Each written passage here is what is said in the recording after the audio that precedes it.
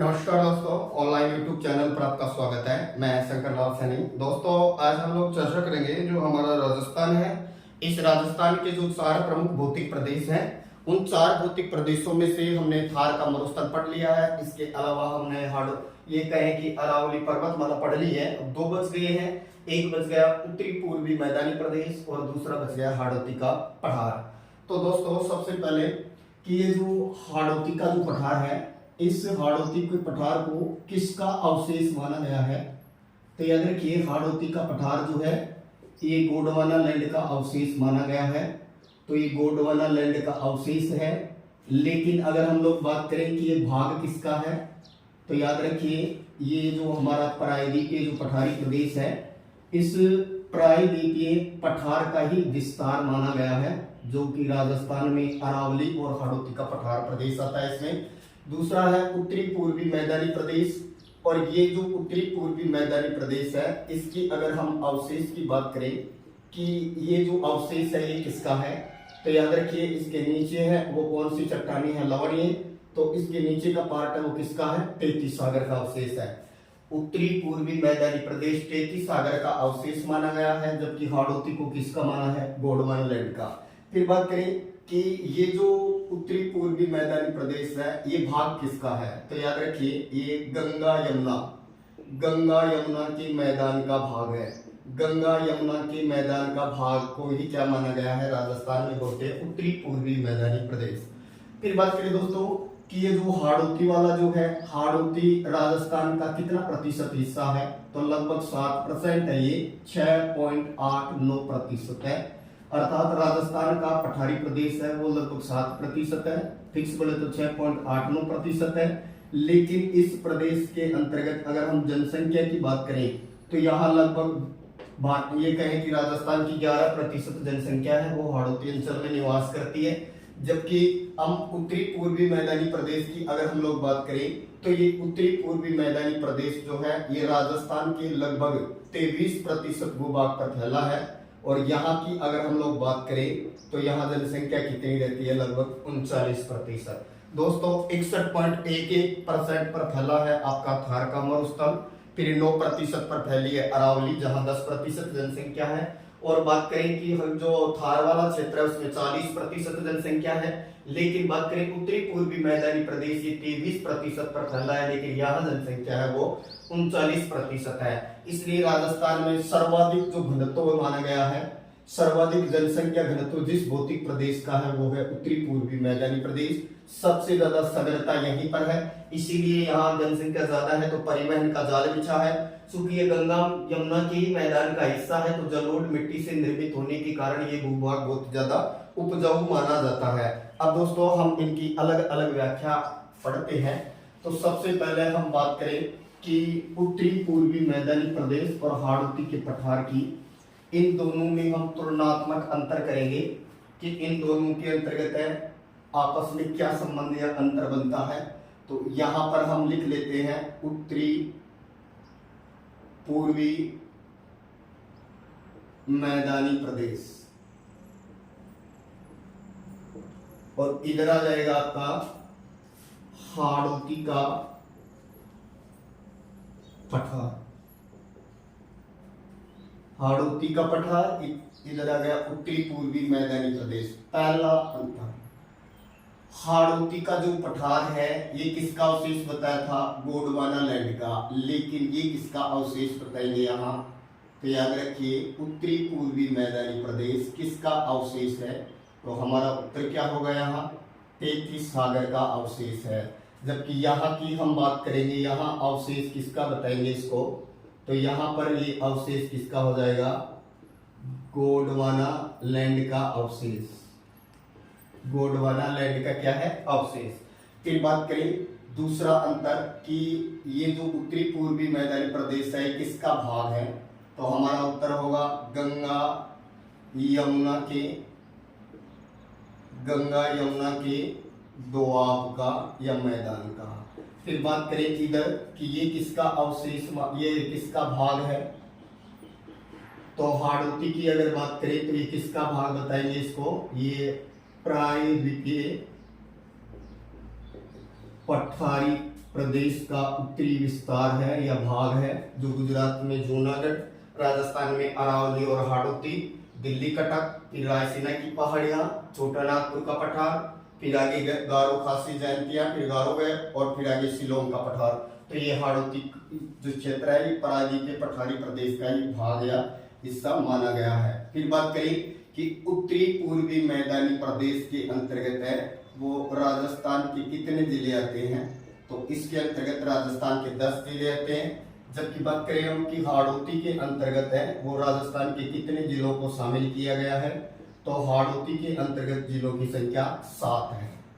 फिर बात करें कि ये जो 10 जिले हैं ये कौन कौन से हैं, तो हम इनको आगे ट्रिक लेंगे और ट्रिक लेंगे उस ट्रिक के माध्यम से निकालेंगे, इनको भी हम ट्रिक से निकालेंगे। तो सबसे पहले अगर इसके 7 जिलों की हम लोग बात करें कि ये 7 जिले कौन कौन से हैं, तो यहाँ से हम एक शॉर्ट ट्रिक के माध्यम से इनको निकाल सकते हैं। और यहाँ ट्रिक कौन सी यूज लेंगे, चित्तौड़ को भी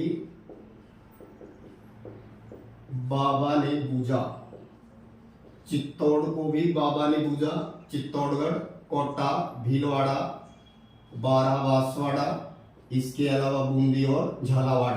तो दोस्तों ये 7 आते हैं। इसके अंतर्गत कौन कौन है 7, पहला कौन हुआ, चित्तौड़गढ़ आता है इसमें।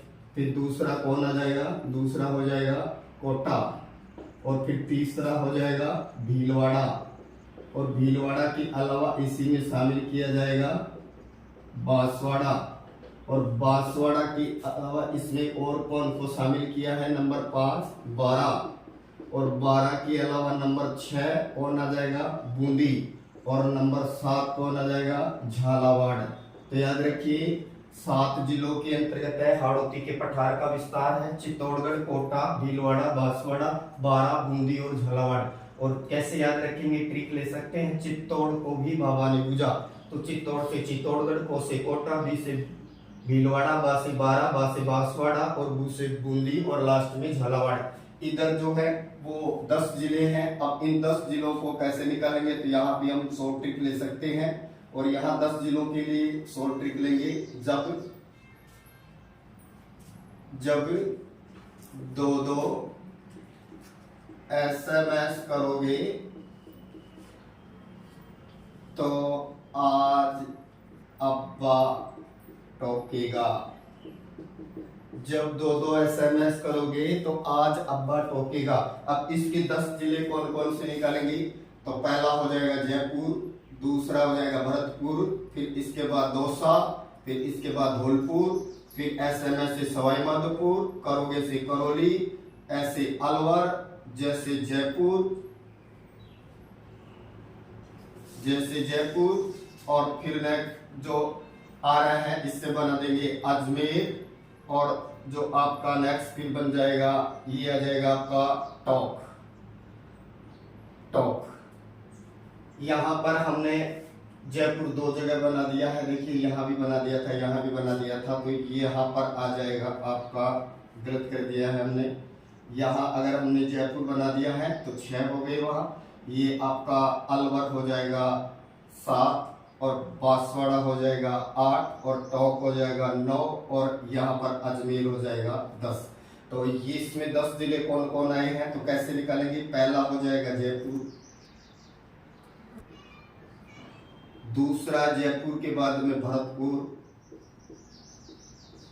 फिर तीसरा 2 से दौसा बना देंगे, फिर नेक्स्ट नंबर 4 फिर आ रहा है 2, इससे धौलपुर बना दो, फिर नंबर 5 फिर अगला SMS से क्या बन जाएगा, सवाई माधोपुर जिला, फिर नंबर 6 करोगे से क्या बना दोगे, करौली जिला, फिर नंबर 7 फिर आप अजमेर बना दीजिए, आज से क्या बन जाएगा, अजमेर, फिर नंबर 8 कौन बन जाएगा, अलवर, फिर नंबर 9 पर आ जाएगा आपका बांसवाड़ा, और 10वां हो जाएगा आपका टॉक। याद रखिए राजस्थान के अंतर्गत है मरुस्थलीय जिले 12, अरावली में 13, हाड़ौती में 7, और मैदान में माने जाते हैं 10। टोटल हो गए 42। इनमें से 9 जिले ऐसे जो 1 से अधिक में आते हैं, इसलिए 42 - 9 वापस 33 हो जाते हैं। फिर बात करें दोस्तों कि उत्तरी पूर्वी मैदानी प्रदेश अवशेष किसका? 33 सागर का। भाग किसका? गंगा यमुना के मैदान का। जिले कितने आ रहे हैं इसमें? 10। इधर बात करें तो ये अवशेष किसका है? गोंडवाना का। भाग किसका है? प्रायद्वीप के पठार का। जिले कितने आ रहे हैं? 7 जिले आ रहे हैं और ये इन 7 जिलों का नाम है। अब इसके बाद में और जो अंतर बनता है इसी के पाठ के अंतर्गत हम अगला अंतर निकालते हैं और अंतर नंबर करते हैं 4। देखिए, जो हाड़ौती का जो पठारी प्रदेश है, इस हाड़ौती के पठारी प्रदेश की अगर हम जलवायु की बात करते हैं अगले अंतर में, जलवायु, तो अगर इधर की जलवायु की बात करेंगे तो जो आपका मैदानी प्रदेश है इसकी जलवायु कैसी मानी गई है? आर्द्र। राजस्थान का पूर्वी मैदानी प्रदेश की जलवायु कैसी है? आर्द्र। जबकि इधर हम लोग बात करेंगे तो इधर जो जलवायु हो जाएगी हाड़ौती की जलवायु कैसी होगी? तो इसका उत्तर होगा अति आर्द्र। याद रखिए, जो आपका थार का मरुस्थल है उसको शुष्क और अर्ध शुष्क 2 भाग में डिवाइड किया है। अरावली को उपाद्र में रखा है, पूर्वी मैदान को आर्द्र माना है और जो हाड़ौती अंचल है इसको अति आर्द्र में माना है, जिसका प्रतिनिधित्व जिला करता है झालावाड़। तो ये हो गया यहाँ कौन सा अंतर? जलवायु का। अगला बात करते हैं हम वर्षा। देखिए, पूर्वी मैदानी प्रदेश में 75 से और 90 सेमी के आसपास वर्षा होती है। वैसे राजस्थान में वर्षा का औसत 57.7 सेमी यानी लगभग 58 सेमी है। अगर हम लोग इधर अंतर में वर्षा की अगर बात करेंगे तो इस क्षेत्र में 90 से 120 या 90 से अधिक वर्षा होती है। याद रखिए, हाड़ौती क्षेत्र में वर्षा कितने? 90 सेमी से ज्यादा होती है, जबकि उत्तरी पूर्वी मैदानी प्रदेश के अंतर्गत है ये 75 से 90 सेमी के आसपास होती है। फिर बात करें कि उत्तरी पूर्वी मैदानी प्रदेश ये कितने प्रतिशत पर फैला है? तो ये 23% पर फैला है और यहाँ जनसंख्या 39% के आसपास जनसंख्या क्या करती है? निवास करती है। जबकि इसी अंतर को अगर हम इधर की बात करें हाड़ौती क्षेत्र की, तो हाड़ौती क्षेत्र 6.89% में है और हाड़ौती के अंतर्गत राजस्थान की अगर जनसंख्या की बात करें तो राजस्थान की लगभग 11% जनसंख्या यहाँ निवास करती है। फिर अगली बात की वर्षा के अलावा जलवायु। फिर हम बात करें इधर मिट्टी, तो देखिए उत्तरी पूर्वी मैदानी प्रदेश गंगा यमुना के ही मैदान का हिस्सा है, इसलिए इसमें जलोढ़ मिट्टी मिलती है। कौन सी मिट्टी मिलती है? जलोढ़।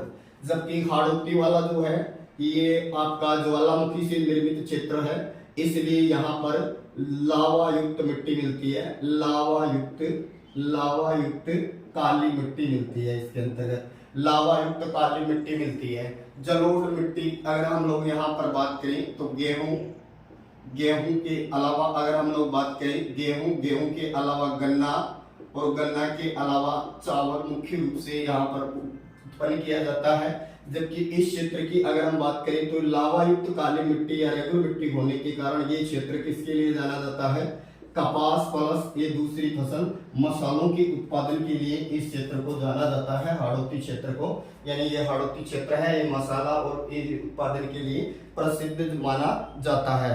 इसके नेक्स्ट बात करें हम लोग कि जो उत्तरी पूर्वी मैदानी प्रदेश है, इस उत्तरी पूर्वी मैदानी प्रदेश को हम कुछ भागों में डिवाइड करते हैं। जैसे उत्तर से चलते हैं, बाणगंगा का मैदान इसी के पार्ट के अंतर्गत आता है। बाणगंगा का मैदान, इसके अलावा चंबल बेसिन, इसके अलावा बात करें तो इसी के अंतर्गत है हम पढ़ते हैं माही बेसिन,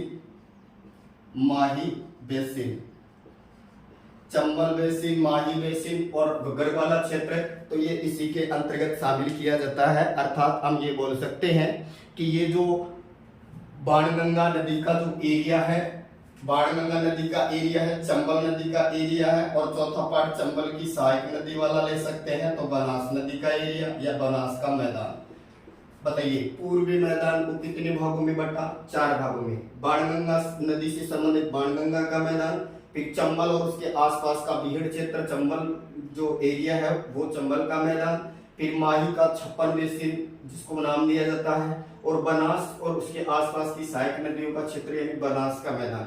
उसी तरह हाड़ौती क्षेत्र को भी हम 2 भागों में डिवाइड कर सकते हैं। नंबर 1 विंध्यन पठार या विंध्यन कगार भूमि, और दूसरा जो इसी के अंतर्गत आता है आबू खंड या आबू का पठार। या ये कहे कि इसी के गौण विभाजन में आते हैं आपके मेवाड़ उच्च भूमि वगैरह। तो वैसे अरावली और विंध्याचल पर्वतमालाएं जहां मिलती है दोनों, वहां कौन सा बात करिए कौन सा भ्रंश है, तो याद रखिए अरावली और विंध्याचल दोनों के मिलन पर जो भ्रंश बनता है वो है GBT, great boundary fault. Great boundary fault जो है ये जीबीटी जिसको कहा जाता है, ये जीबीटी क्या है, तो ये जहां अरावली और विंध्याचल पर्वतमाला मिल रही है वहीं पर माना गया है, ये भ्रंश है। तो दोस्तों अब हम बात करते हैं कि हमारा ये जो प्रायद्वीप के पठारी प्रदेश है जो त्रिभुजाकार रूप में फैला हुआ है, जिसका आधार उत्तर और शीर्ष दक्षिण की ओर है, इसी का इधर विस्तार जूनागढ़ है, इधर फिर ये अरावली के रूप में है और इसी का पार्ट है अरावली के अलावा हाड़ौती वाला भी इसी का भाग है।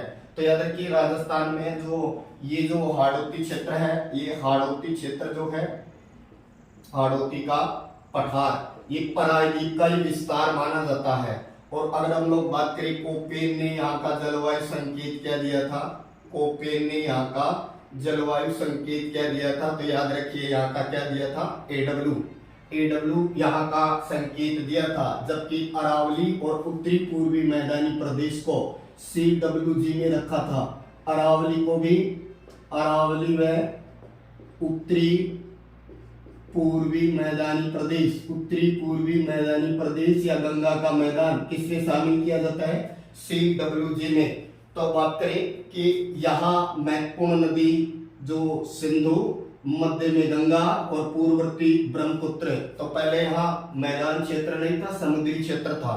इन नदियों द्वारा लाई गई तलछट से ये मैदान का रूप बना और माना जाता है कि इसको आजादी से पहले नाम दिया था सिंधु गंगा ब्रह्मपुत्र का मैदान। विभाजन के बाद ये एरिया चला गया पाकिस्तान, तो फिर इसको नाम दिया गंगा यमुना ब्रह्मपुत्र का मैदान। और इसी गंगा यमुना ब्रह्मपुत्र के मैदान का जो उत्तरी पूर्वी जो विस्तार है राजस्थान में, वो इसी का भाग माना जाता है। इसलिए उत्तरी पूर्वी मैदानी प्रदेश में जलोढ़ मिट्टी मिलती है और जलोढ़ मिट्टी बहुत ज्यादा उपजाऊ होती है। वैसे जलोढ़ मिट्टी दो प्रकार की होती है, एक तो मिलती है बांगर क्षेत्र में और दूसरी मिलती है खादर क्षेत्र में। मतलब जो नूतन जलोढ़ होती है, नई जलोढ़ मिट्टी होती है, नूतन जलोढ़, वो तो उसको तो नाम दिया गया है खादर। और जो पुरातन यानी पुरानी जलोढ़ मिट्टी होती है, पुरातन जलोढ़ मिट्टी, ये पुरातन जलोढ़ मिट्टी होती है बांगर प्रदेश में। तो नदी जब पहाड़ से निकलती है तो सबसे पहले भाबर प्रदेश, भाबर से आगे फिर तराई प्रदेश, तराई से आगे फिर आता है बांगर और फिर बांगर से आगे आता है खादर प्रदेश। तो हमने ये जो उत्तरी पूर्वी मैदानी प्रदेश और राजस्थान का जो हाड़ौती का जो पठारी प्रदेश है, जो खनिजों की प्रधानता रखता है, इसमें धात्विक खनिजों की प्रधानता है क्योंकि गोंडवाना लैंड का अवशेष है। और ज्वालामुखी निर्मित मिट्टी है यहाँ, जो कि काली मिट्टी के तौर पर जानी जाती है, जो लावा युक्त ज्वालामुखी मिट्टी कहलाती है, जिसको रेगुर या काली कपासी भी बोलते हैं, जो कपास और मसालों के लिए बहुत ज्यादा प्रसिद्ध मानी जाती है। ये मिट्टी बहुत ज्यादा उपजाऊ भी होती है क्योंकि ये सबसे बारीक कणों वाली होती है, इसलिए ये नमी को धारण कर सकती है। दोस्तों चैनल को लाइक करें, सब्सक्राइब करें। Thank you.